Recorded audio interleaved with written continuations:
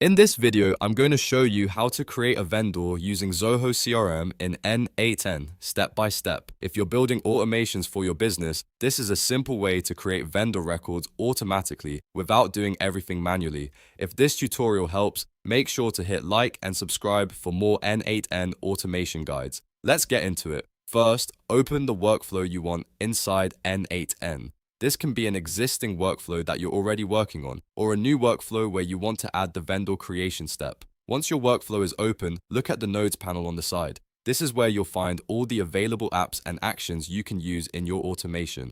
Now from the nodes panel, choose Zoho CRM. You can use the search bar to find it faster if needed. Once Zoho CRM appears, click on it to add the node to your workflow. This node is what connects your N8N automation to your Zoho CRM account. After adding the Zoho CRM node, choose Create a Vendor from the list of available actions. This tells N8N that you want this step to create a new vendor record inside Zoho CRM. Make sure you select the correct action, since Zoho CRM can offer different options depending on what kind of data you want to work with. Next, configure what you want. This is where you set up the vendor details that should be sent into Zoho CRM.